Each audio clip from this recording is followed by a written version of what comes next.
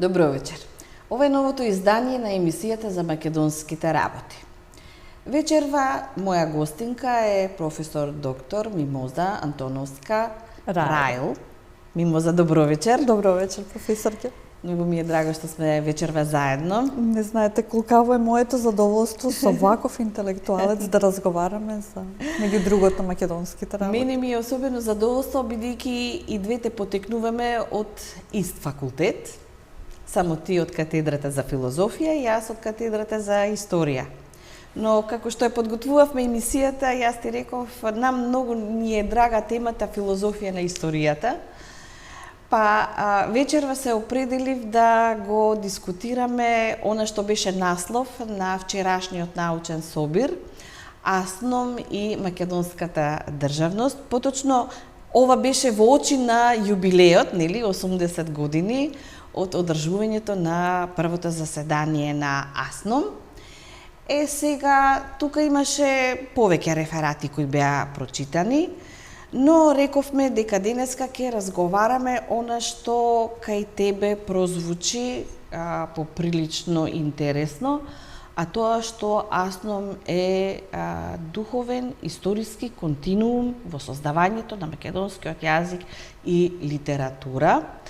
И кога разговаравме за почетокот, рековме најнапред ќе дадеме дефиниција што би представувало континуум и идентитет. Така е, професорке, зборот континуум според она што ние можеме да го прочитаме во неговото значење, меѓутоа и во неговата преносна смисла, значи нешто што било, што сега е, со тенденција тоа да продолжи. Така. Во однос на што значи идентитет, тоа е она што е само карактеристично и наше, она кое што е автохтоно и со кое што ние се разликуваме од сите други бои наслаги. Во таа смисла идентитет, кога ќе кажеме македонски, тоа е пред се македонскиот јазик, македонскиот етос, македонските обичаи, македонските песни, знаете се тоа. Да. Со намера ве прашав, бидејќи неодамна прозвучи во етерот една мисла која мене навистина ми делуваше многу шовинистички и морам ова да го кажам, дека македонците наводно немаат историја, дека некои други кои што се присутни на македонскиот простор во македонскава држава имале историја, па затоа нив не им се случувале историски катастрофи во контекст на менување на името. Затоа оваа наша емисија ние ќе ја посветиме на она што значи македонска историја, а не за ја чини македонскиот народ, за која што поприлично се борел и го создал Асном, нели, како значаен дел од македонската историја, како едно антифашистичко собрание, како највисок законодавен и извршен орган во тоа време, и Асном кој што фактички ги поставува темелите на македонската држава. Факт. Ако вие сметате дека Асном е новиот поредок и го поставувате прашањето на која основа би требало тогаш тој Асном да почива или да се гради националниот развој? Дадовте прекрасен еден шлагворд, па вака е, професорке, во августовското лето на 1944 година Македонија стана во сите аспекти на својот екзистенцијален развој, го поставуваше еден свој нов поредок. Во таа смисла, се поставуваше прашањето како тој нов поредок да се воспостави. Несомнено е дека преку културата, како еден културен, како историско-духовен континуум кој што постои тогаш во тие денови, во тие историски мигови, културата е свртена кон своето минато и кон своите корени. Во таа смисла Асном немаше основа да постои, ако не постоеше таа една грандиозна култура и ако всушност националното прашање во времето на Асном де факто не се поставуваше како културно прашање. Па една култура нема основа да постои доколку нема своја нација, а основен белег на нацијата е културата, па во таа смисла, кога зборуваме за Асном, е столбот на македонската државност, меѓутоа, за да постои државата, е потребна нацијата, за да постои нацијата, основен белег е културата. Во таа смисла и обете, и нацијата и културата се само проникнуваат едни во други, и тие создаваат едно единство. Во таа смисла културата јасно е символ на она што зборувам за првото заседание на Асном, кој што длабоко комуницира со своите корени и станува столб на поврзувањето на минатото и сегашноста. И гледаме од личностите на самиот президиум на Асном, кои се тие таму, тоа се едни мудри, умни луѓе кои што имаат свест за себе си, за својата култура и за своите дострели низ историјата, па во таа смисла тие носат едни многу мудри решенија, односно и се нафаќаат на рушевините да ја градат повторно својата држава и на сите тие, значи, негирања, повторно да испишуваат сопствената историја. Во таа смисла, кога зборуваме за Асном, ние сваќаме дека не е изграден на празно тло, туку Асном немаше основа да постои доколку не постоеше таа карактеристично македонска култура. Ако македонците перманентно не се спротивставуваа на насилството уште од времето на антиката, па 9-тиот век и понатаму, доколку не беше гигантска македонската епопеја. Да, убаво го кажавте тоа со оглед дека најчесто кога гледаме како го третираме македонскиот идентитет, ние секогаш почнуваме од културниот развој во антиката, во средниот век и во новиот век. Вие спомнавте дека тоа оди и од античкиот период, но сакам да го образложите она што за вас е значајно во вашиот реферат. Истакнавте дека Асном почива и на она што значи Охридска книжевна школа. Апсолутно. Значи, мораме да ја истражуваме сопствената историја, за да можеме да го сватиме вистинското значење на Асном.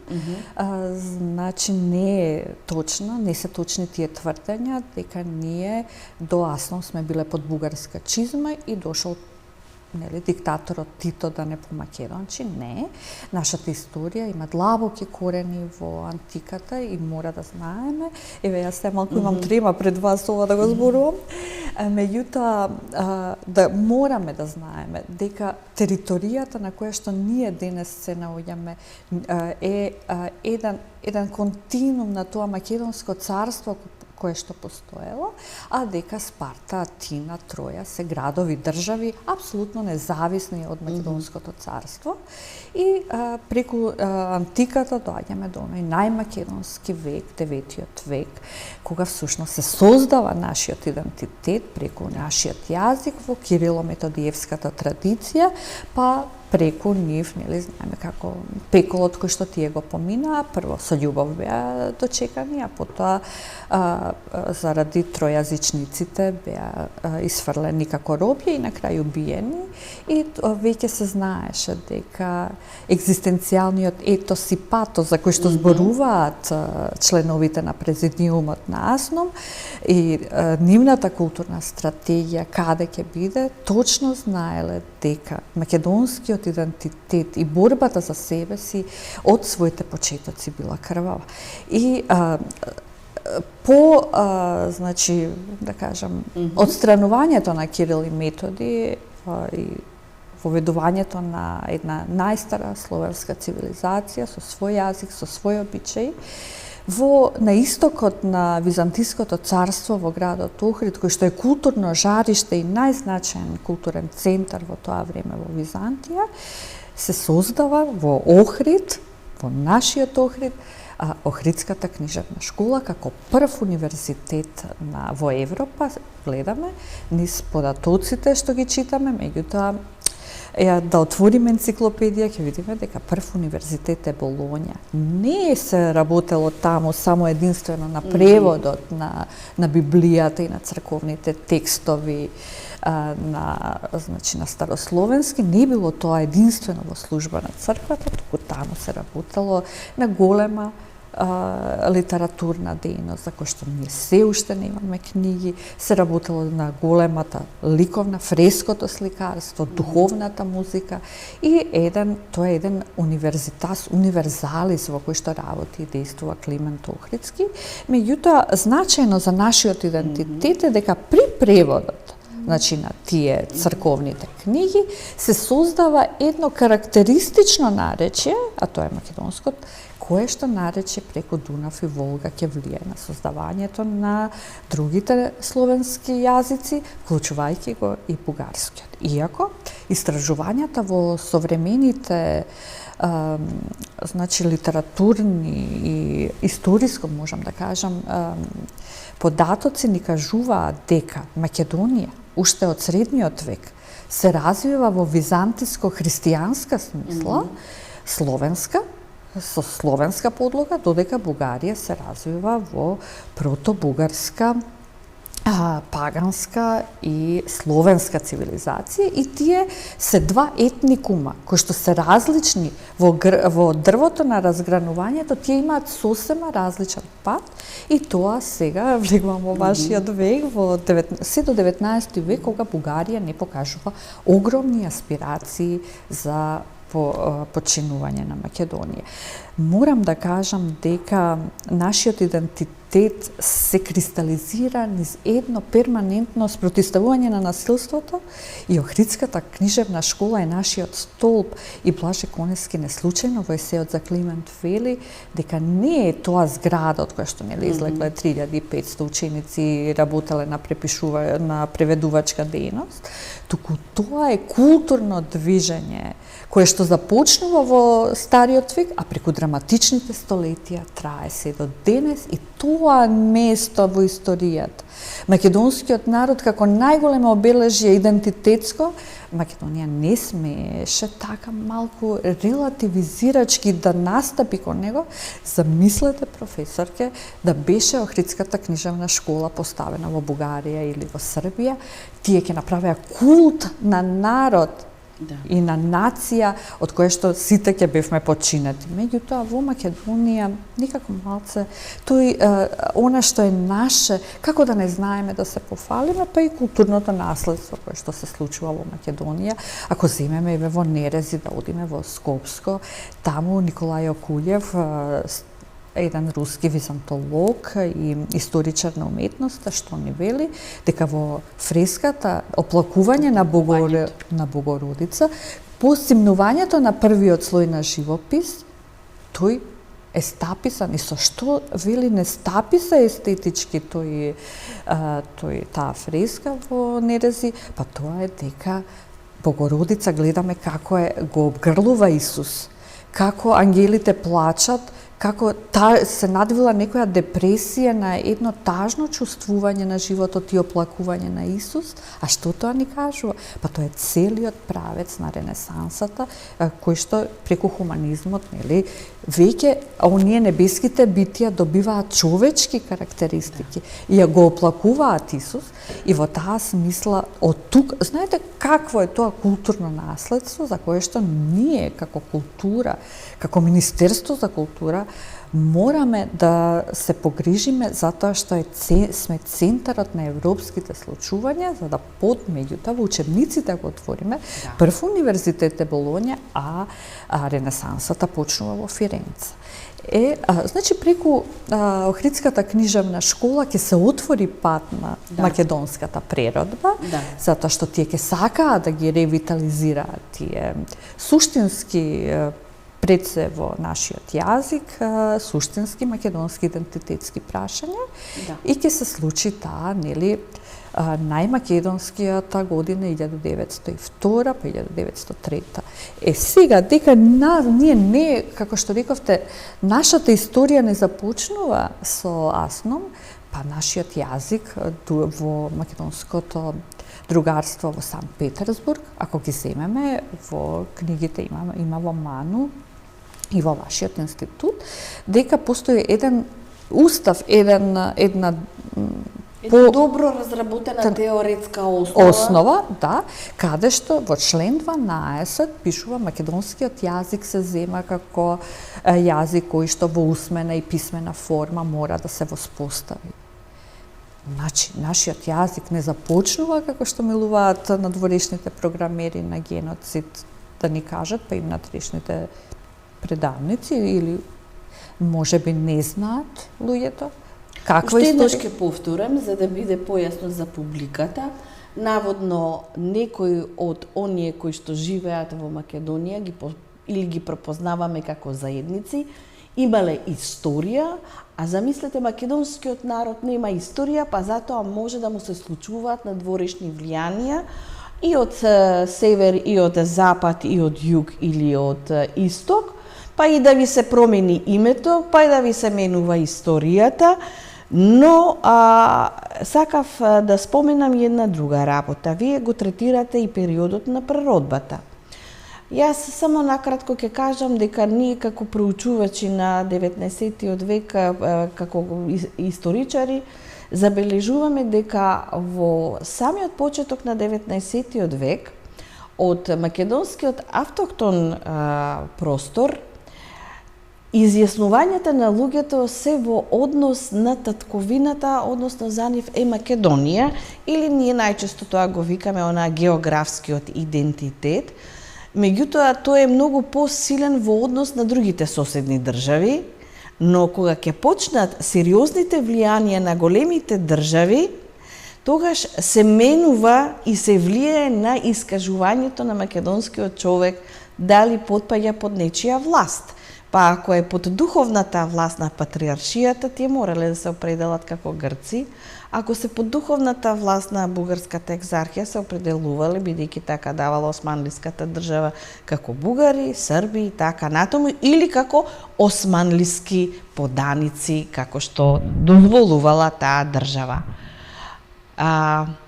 Ајде нашата омилена тема за браќата Миладиновци. Професорке, само една дигресија да направам во однос на црквата, во однос што се случува уште во време кога е Охридската книжевна школа, паралелно со Охридската книжевна школа се создава, нели, и Охридската архиепископија, и нашите архиепископи таму всушност ги пеат песните на македонски јазик. Ги пеат песните на македонски јазик, со што всушност таму и тој идентитет се провлекува како едно духовно движење и во времето на преродбата. Мислам дека две книги се тука значајни. Во времето на македонското другарство во Санкт Петерсбург во 1902, во 1903, постдипломецот на таа Санкт Петерсбуршка школа, универзитет се извинувам, Крсте Петков Мисирков ќе даде таа основата на нашиот идентитет за македонските работи, а од друга страна и зборникот на Миладиновци, кој што всушност таму е систематизирано. Грешат луѓето кога мислат дека зборникот на Миладиновци е само основа на нашата народна поезија. Не, тој е показателка на народната свест, како што вели Константин. Точно така, точно, затоа што во зборникот на Миладиновци се сите наши песни, сите наши легенди, целата типично карактеристична македонска сага, целата македонска митологија се наоѓа таму. Па еве, јас мислам дека не сум го прочитала ова никаде, а може би од толку читање и негде ми останало, дека двете книги на Мисирков, идентитетот е претходно. Меѓутоа, кога зборуваме за како оставштина на делот на Климент, на Кирилово-Методиевската традиција, се двете дела на зборникот на Миладиновци, од една страна, од друга страна Крсте Петков Мисирков, и од тука тоа е нашиот идентитет. Од тука ние се разликуваме од другите држави, народи, словенски. Сега ме подсетивте Мимоза, кога ја работевме темата за зборникот на Миладиновци со колегите, и во тие проучувања забележавме, бидејќи таа македонска содржина не е добродојдена од страна на она што представува геополитика или интерес на големите сили, неговата содржина не е популаризирана 20 години, например, во Руското царство. Таа не е интересна ни во бугарските природбенски кругови. Дури Рачо Славейков вели дека јазикот кој што е таму застапен е дурен, односно глупав, а воедно за нив не е интересен едно 20 години. Интересот кон таа материја почнува дури по создавањето на бугарското кнежество, односно со зголемувањето на апетитите. И на големите Бугарија. сили, и на Русија, и на Австриското царство, односно Австро-Унгарија подоцна, кои што имаат свој замисли на овој простор, но независно од тие политики, ние денеска нема да ги третираме нив, се држиме до филозофската идеја која што ни доаѓа од таа содржина.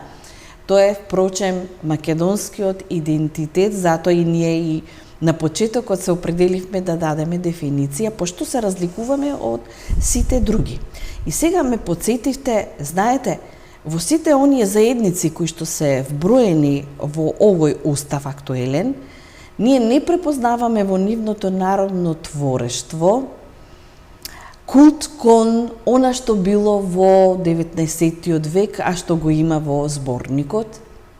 Ние немаме во нивните сеќавања и обичаи култ кон илинденското востание или револуционерната организација.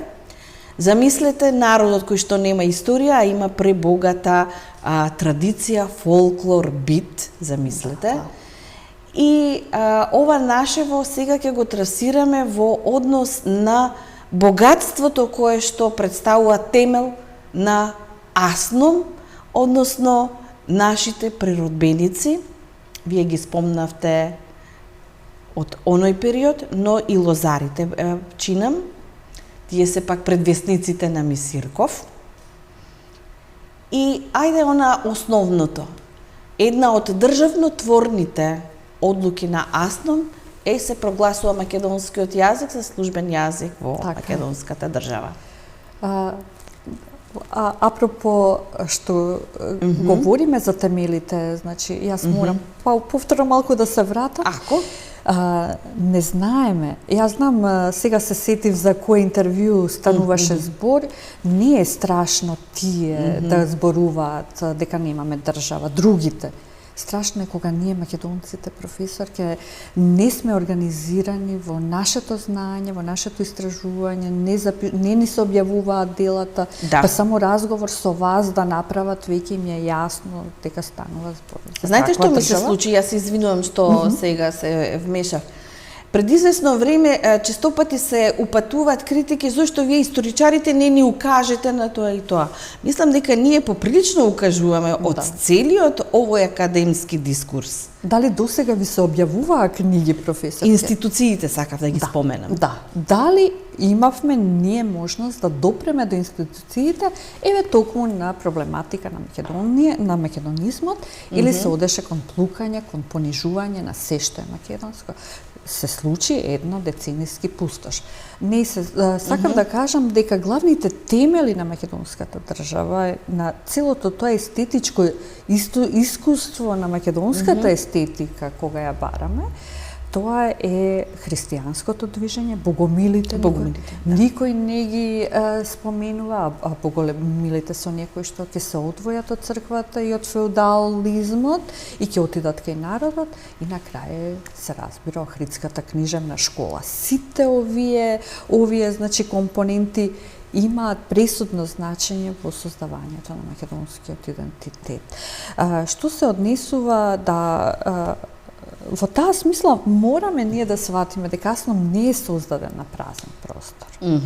Туку е создаден во духот на најголемите културолошки достигнувања на македонскиот идентитет, на македонската култура, и толкому културата е пресудна кај овие умни луѓе кои што ги создаваат овие документи, кои замислете колкава била нивната свест во тоа време. Во 9 документи за нас може би клучни се 2, а тоа дека е суверенитетот на македонскиот народ е токму во рацете на македонците и дека македонскиот јазик од 9 век кој што се кристализира во одредено наречје. Првиот литературен јазик, како што вели Де Греј.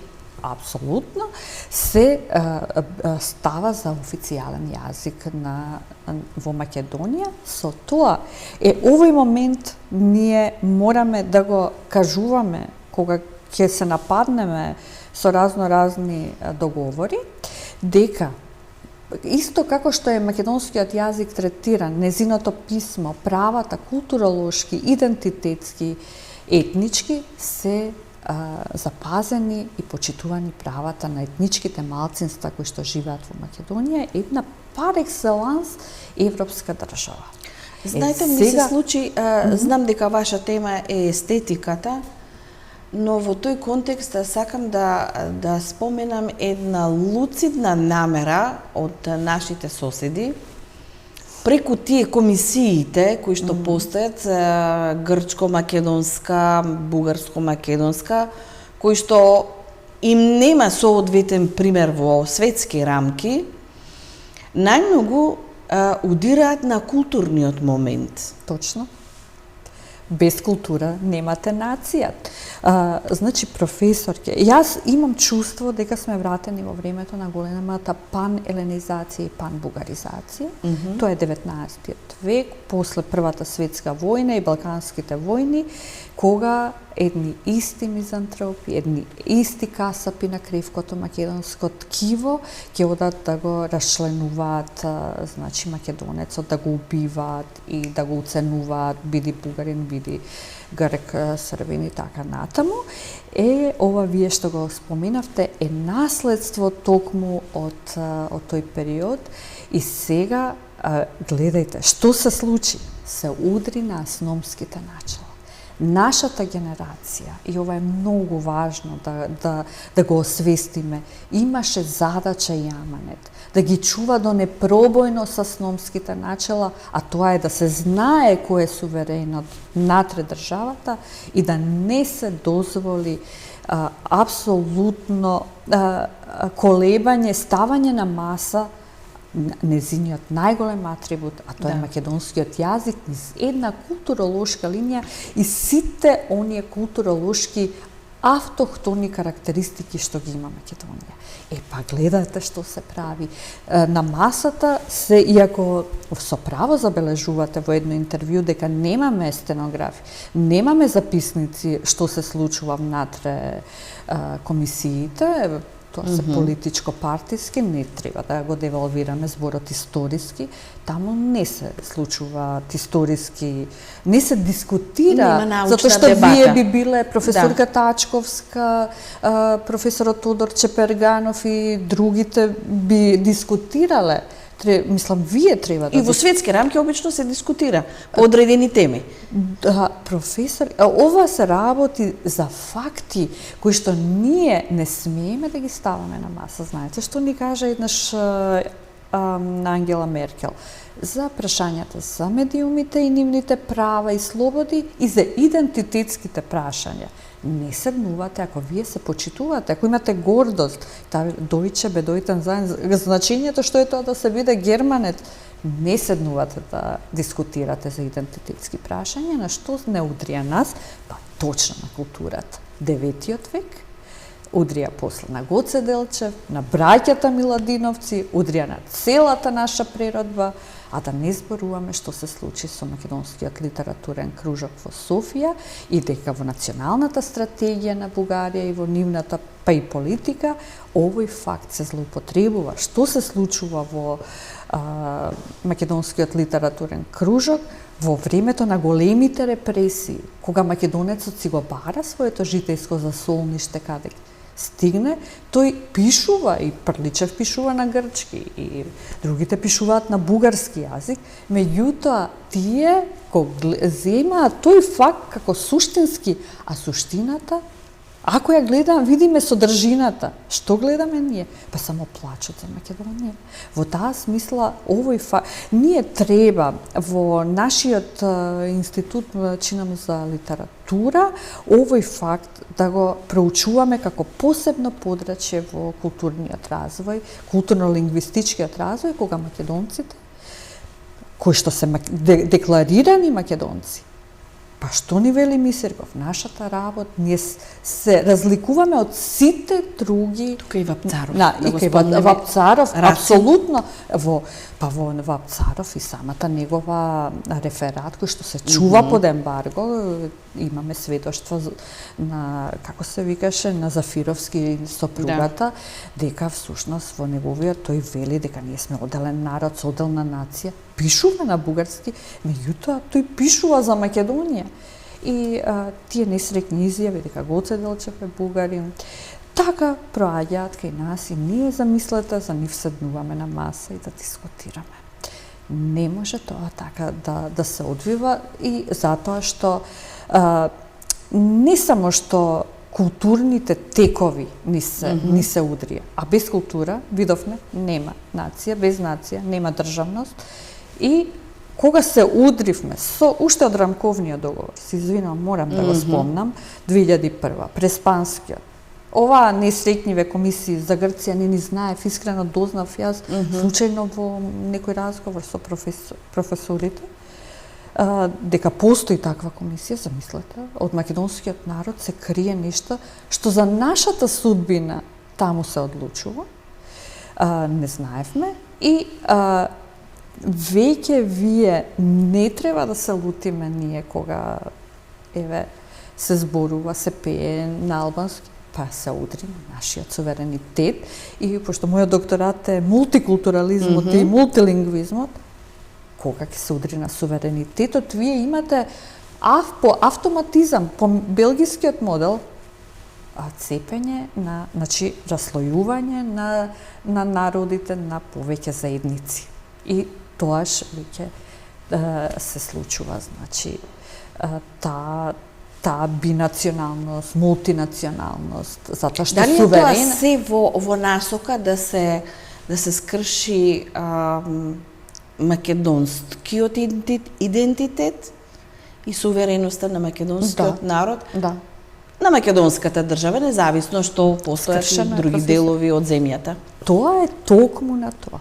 Значи, моравме ние основната асномска придобивка. Затоа што без суверенитетот стануваме бришан балкански простор, немаме де јуре, ние без суверенитетот со што ние ќе владееме, со која држава. Поделени ни се веќе ингеренциите нас во државата со разни договори.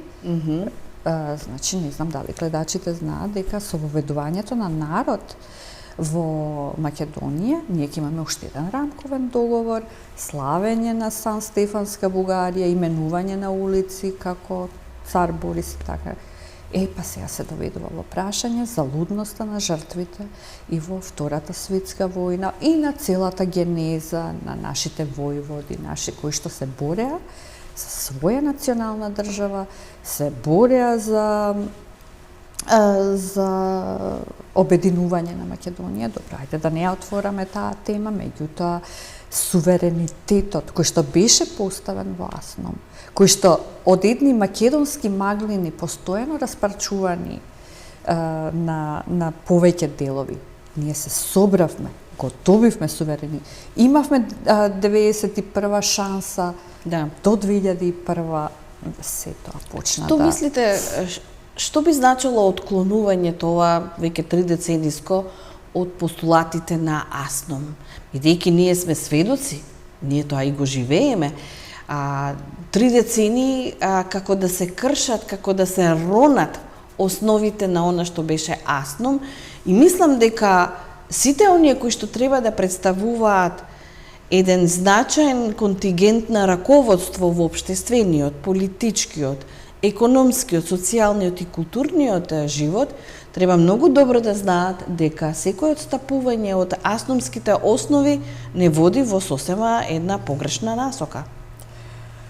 Не сакам да верувам дека е намерно направено, професорке, се во ова, меѓутоа мислам дека треба многу мудра политика, ние зборувавме сега, до сега како да не беа вистинските луѓе на вистинското место, како луѓе кои што немаат поима од основните некои за кои што ние не одиме многу во детали, зборуваме за основните постулати на македонската култура, на македонскиот јазик, не беа ставени на вистинско место и како да имаше една апатија, една се проаѓаше во нивните стратегии. Сега, во вакви околности, не ни се лесни и меѓународни, гледате што се случи, ако ни се забранува основното човеково право, според Обединетите нации, сите можни конвенции за човекови права велат да се именувате според вашите убедувања, дали се верски, човечки, филантропски и така натаму. Гледате што се случи, дека цела дипломатија од соседството стана да ни укажува дека ние прекршуваме овој договор, тој договор, а де факто не го прекршуваме со устната конверзација, ние во писменото не го прекршивме Преспанскиот договор и во вакви тешки меѓународни околности. Па истото време во обединувањето кога било во Македонија, кога се поставувало во времето на и во времето на Асном и претходно, грчката дипломатија и како влијаела да ние останеме во овие граници, меѓутоа ајде тоа да не го сега да не ги распламтуваме некои други. Може би само треба да извлечеме поука дека доколку оние што се од другата страна, наспроти нашата историја, градење на националниот идентитет, ние треба да извлечеме поука во однос на едно такво фронтално однесување и од наша страна, бидејќи дефанзивното однесување не е лек. Но сакав нешто... Дали е професорке дефанзивно или се нема знаење, јас се уште сум во дилема. Затоа што ако си македонец и ако ти се ти е исто тебе како ќе те ако имаш све, знаеш ништо твојот народ поминал за да ти ги уживаш правата на слободата, дали во суштина е незнаење, мене тоа ми е еден голем шекспировски голем прашалник. Може би незнаењето изнудува дефанзивно однесување. Да. Може би на тој начин. Меѓутоа сакав да споменам, вие ја спомнавте Ангела Меркел, која своевремено кажа дека мултикултурализмот е мртов. Но мртов е во Западна Европа. Зошто да е жив во Северна? Да. Во право сте, професорке, таа го кажа тоа, се сеќавам и јас, беше пред 15 години, меѓутоа Можда и пократко мислам дека беше така. Така нешто. Професорке, мислам дека Македонија функционираше не дека го бранам тој систем, него тоа се христијанските идеи, братство, единство, љубов, слобода. Дали биле потиснати некои емоции, јас не можам да знам, меѓутоа се имаше некое заедништво. Кога се создадоа центрите на моќ внатре државата, кога вие суверенот го ставате на страна и создавате друг суверен, конфликтите, белгискиот систем со фламанците и како се вика овие валонците, постојани судири, постојани војни. Зошто швајцарскиот систем, добро, не може да се спореди со Македонија, зашто и германците си имаат своја држава, и италијанците си имаат своја држава, и французите во Швајцарија, меѓутоа во Швајцарија сите се лојални на својата држава Швајцарија. Кај нас таква лојалност нема. Гледате што се случи, па ние станавме македонците без основни човекови права. Ние од другиот етникум немаме како да кажам, една солидарност, па и една лојалност, затоа што тие постојано ни велат, вие немате историја, и го препознавам истиот вокабулар како што го говорат, еве, и бугарите. Да биде иронијата уште поголема, а тоа се создава или се подхранува со она што се создава во македонскиот простор, односно со македонски пари. Македонските институции се оние кои што им овозможуваат на многумина недобронамерници или непознавачи на нештата да емитуваат едно такво однесување. Точно е така. Дали се наоѓа решението во градењето на една поголема свест, на една поголема морална содржина? Вие ми спомнавте, не можете да се занимавате со естетика ако нема етика внатре, да. Апсолутно, професор, ке перениалните трансисториски вредности мора да влезат во игра. Ја не велам ние да се држиме, само ние и никој друг. Не, него мораме да бидеме, да го држиме суверенот. Знаете, Бадентер што кажа? Тој Бадентеровото правило го воведе кај нас, меѓутоа во Франција рече не, ќе постои само француски јазик, затоа што така се раслојува државата и кога вие правите децентрализација во однос на јазикот, таа територија станува автономна и имате веќе проблеми внатре во општеството. Меѓутоа, сега, вака како што е, мораме ние македонците да создадеме едно заедничко национално ткиво во однос на најважните културолошко-јазични прашања, кои што кулминираат во Асном, кои што ја создадоа нашата државност, и на тие асномски начела поглед на суверенитетот и јазикот како базични, а да не зборуваме за економијата и за правото, владење на правна држава, меѓутоа ова е базата и без ова ја немаме државата, врз база на ова повторно да ги афирмираме асномските прашања и така полека мојот предлог е да создадеме еден нов устав, дали ќе биде граѓански или национален, се тука ќе се дискутираат правниците, меѓутоа да се вратиме како што бевме една пар екселанс европска држава. Јас студирав во Париз, професор, ке живее во Германија, видов како е таму. Таму апсолутно има соживот, има мултикултура, меѓутоа се знае суверенитетот. Затоа што ние македонците, за разлика од малцинствата внатре, немаме друга држава и ако ова го изгубиме, ако ние го изгубиме суверенитетот, стануваме бришан балкански простор и се враќаме во времето кога ќе живеевме на големите македонски маглини, каде што македонскиот народ како нација веќе го нема. Видовте што ни се случи претходната деценија.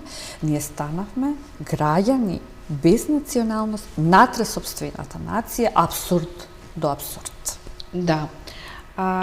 И уште нешто би сакала да споменам. Во повеќето одредби на Асном се спомнува, нели,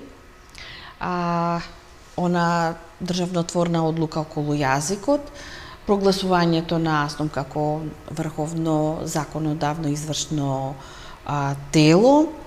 Понатаму има една одредба која исто така е една од државнотворните, а тоа дека Илинден се прогласува за национален празник. Значи, тоа значи е празник на македонците кои живеат и во македонската држава, но и од оние кои што се надвор од таа држава. Што значи тоа во однос на нашите соседи кои што и те неуморно работа да ја приграбат културната оставнина на македонскиот народ? Апсолутно сте во право, професорке. Прво, зошто Асном е на 2 август? Па тоа е продолжение на Илинден. Брашнаров во својот прв говор пред отец Прохор Пчински, пред манастирот, пред президиумот, кои што се врвни интелектуалци таму ставени, како Пиру Земајски, како Олежиновски, Лазар Соколов е таму, Ченто да не го пропустиме. Ченто, значи тоа се врвни интелектуалци кои што им е ветено, значи обединување на Македонија, ветено им е дека ќе ја живеат македонската слобода и ќе имаат своја националност. Меѓутоа, 2 август е Брашнаров кога вели: јас сега пред премрежиниве очи гледам старата македонска војска, старите илинденци на Гоце Делчев и младата македонска војска на 2 Илиндена, на 2 составување на едни 2 македонски генерации на слободна обединета Македонија, и вели сега им е полесно на сите оние кои што коските ги оставија по македонскава земја, затоа што го гледаат изгревот на сонцето и се оствари еден најголем идеал, најголемиот копнеж, а тоа македонците да се соединат во еден свој автентичен свет. Голема ни е името, велеше Блаже Конески. Голема ни е културата, знаете, Византија, античкото царство, преродбата. Што имаат нашите соседи во однос на тоа? Си имаат, можеби, некои своји обележја културни. Охрид градот, знаете, кога и да отидеме во Охрид, кога и да погледнеме во оние прекрасни фрески манастири, во оние таинствени сводови на црквите, во нас како да одекнува едно земно ехо на божественото, како картите Божи земенски да се мешат, па не случајно во Библијата е колку пати не спомената во кај Свети Павле, оваа света земја, голема ни е државата, големо ни е името, ке сакаат да ни го земат, ни велеше и Блаже Конески, низ црното и црвеното, на темница што штрека и вкрвавена зора, низ македонската сага и пеколниот пат кој што Македонија го помина, гледаме дека еднисти мизантропи не се помирија за создавањето на македонската држава, се јавија старите духови, старите апетити и ете Македонија повторно е ставена на огништето на пеколот, на тоа македонско инферално ноктурно, тажната пеколна песна која што Македонија пее, меѓутоа не било лесно на македонскиот народ, можеби кармичката, тоа е нашата карма, не смееме ние како македонци да се разединиме и сега да покажеме единство и да кажеме дека си ја сакаме државата. Да, се во ова наше зборување и говорење е во насока дека сакаме да поттикнеме една поголема свесност, но и совесност, затоа го спомнавме и етичкото, моралното, лојалноста. И лојалноста. Ако лојалноста ја нема, ако вие позади грб, знаете, имате министар, имавме за надворешни работи кој што преговара, сонува за некоја друга држава, на грбот на Македонија со други држави, со Грција, Бугарија, не, тогаш веќе не можеме ние да функционираме заедно. Каде ќе ја насочиме нашата порака? Каде да се наоѓаат основите на она што треба да биде асновски основи? Македонската култура не смееме ни еден сантиметар да дадеме на соседна држава, затоа што тука ние го даваме сопствениот идентитет. Добро рековте, во Асном не е само македонскиот јазик и суверенитетот, тука се создава и правна држава, се создаваат значи големите правни системи, се создаваат тука закони, се работи и на унификација на Комисија на македонскиот јазик, се создава македонската војска, се создаваат еден корпус на државнички органи кои што создаваат темелот на својата држава. И ние, значи, Југославија кога постоеше во ред, меѓутоа како се отцепуваше, можевме да направиме одлично тло како што тоа елегантно го направи Словенија, која се отцепи, можевме и ние така и да бидеме држава која што веднаш ќе влезеше во Европската Унија, да бидеме цврсти со војска, цврсти со финансии, ние станавме зависници од други републики. Меѓутоа, како од денешен аспект, од денешен да научиме таму каде што погрешивме. Да, прво и основно, единството на македонците денес значи силна македонска држава утре. Да работиме на образование, на наука, да работиме на афирмација на собствената култура и да им објасниме на соседите дека ние не сме народи без корени и дека нашата епопеја која што ја поминавме нема туку така лесно да се откажеме. Дека Македонија, како порака дека Македонија е бесмртна идеја. И дека никој никогаш докрај, пазите во историја, никогаш докрај не успел да ја пороби. Повторно таа се раѓа. Како во песната Заветна. Посебно пред тиранијата, таа никогаш не подклекна и така беше и сега. И сега оваа генерација, на оваа мајска победа, оваа 2024 се создаде исто како времето наснам. Дори нивната работа е многу потешка во вакви меѓународни околности. Ти да зборуваш за македонски идентитет, ќе треба голема мудрост, знаење, храброст, големо трпение, затоа што радикализмот никаде нема да не однесе. Радикализмот, кај што некои други партии гледаме дека го сакаа да го наметнат, не. Нема тоа. Тоа сакав да кажам, збор 2 за тоа политичко насилие, таа политичка агресивност. Сега не зборувам во насока на психолошка анализа, туку во насока на едно наше филозофско видување. Која е незината подлога? Од каде таа потекнува? Во однос на Македонија, професорке, мислам дека треба сега во овие констелации да се биде многу мудар. Нема да направам паралела Пито Гулиго Никола Карев, не. Меѓутоа, треба многу стратешки, чекор по чекор, да ја си ја вратиме собствената држава по асномските решенија, како најголема наша придобивка, меѓутоа не почнува од таму и да кажуваме, да пишуваме, да на институциите веќе да им носиме текстови, дека нашата култура е една грандиозна епопеја која што има своја корени уште во далечните векови. Во таа смисла мораме ние да удриме на тоа и фино полека, затоа што агресивното однесување така бунтовничко без некоја причина, гледајте, тоа беше она што на првиот ден на парламентот го видов, беше срамно. Зошто? Па затоа што знаете ли што тие кажаа таму. Кога зборувавме во кампањата дека македонскиот народ има свој континуум, има свој континуитет, што од другата страна, како тоа се протолкува? Па еве го континуитетот. Се протолкува дека ние зборуваме за Ванчо Михајловизам.